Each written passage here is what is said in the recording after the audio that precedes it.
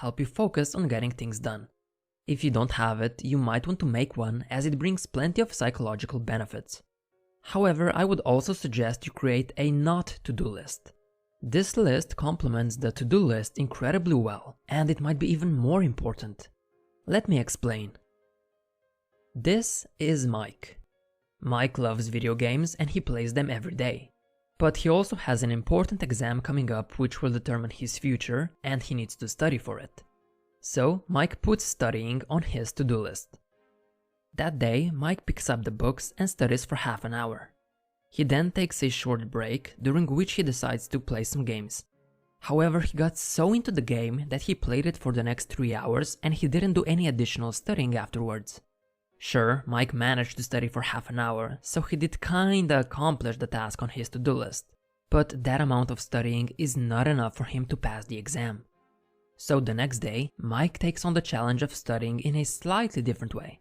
He decides to create a not to-do list as well. And what he wrote down was this: no video games until 7 p.m. Mike goes to study, does it for half an hour and then takes a break.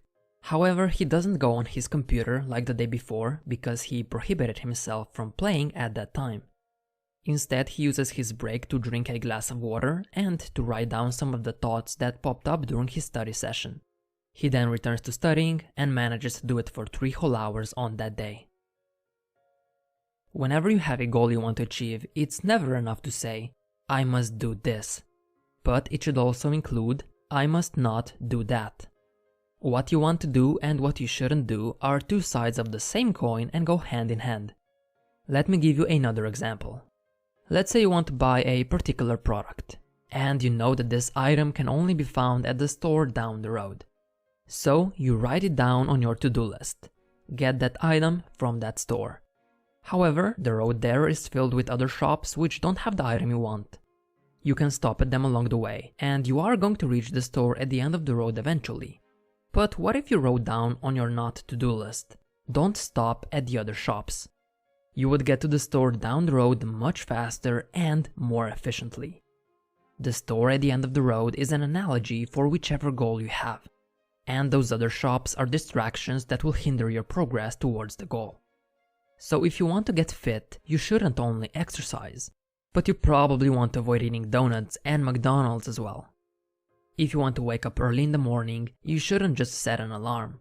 You should also avoid any stimulating activities and bright lights before bed.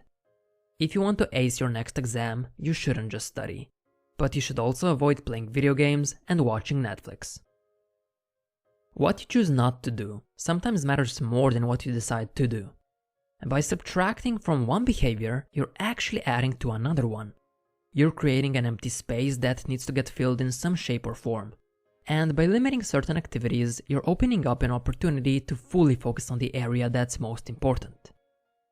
Now, some might say that being limited is bad, and that having total freedom is the way to go.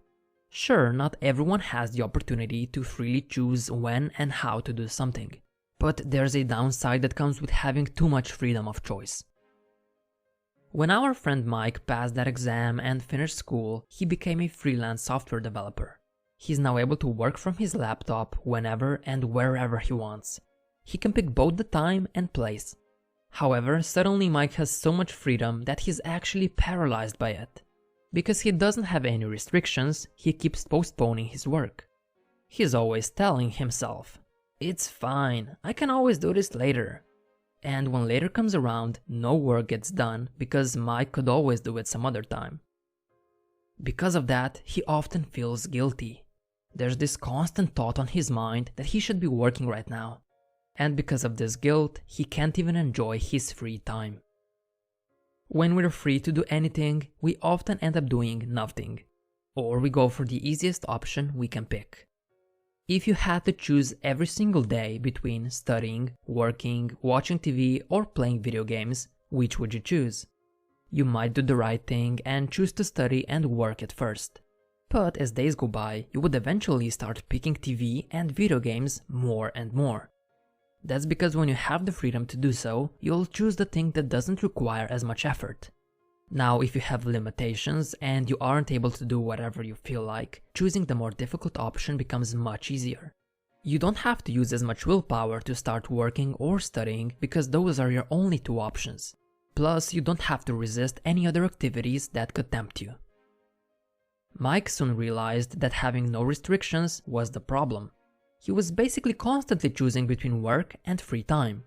And because enjoying himself was the easier option, barely any work got done as a result. So Mike created a custom not to-do list, and these were the limits he set for himself. Only work from the home office, never work past 7 p.m., no internet, TV or video games until 5 p.m. You would think that these limits would frustrate Mike, because now he doesn't have as much freedom as before. Yet they liberated him. He stopped constantly thinking about whether he should be working or not. Instead, he now simply follows the rules he set for himself. If it's 10 in the morning, Mike knows he can't use the internet, watch TV or play video games. And because he doesn't have much else to do, it's easier for him to do his work. Now he doesn't feel deprived of his free time either, because he knows he can still enjoy himself just at a later time. And if it's 8 in the evening, Mike doesn't have to feel guilty for not working. Instead, he's able to enjoy his free time with a peace of mind. All thanks to his new restrictions.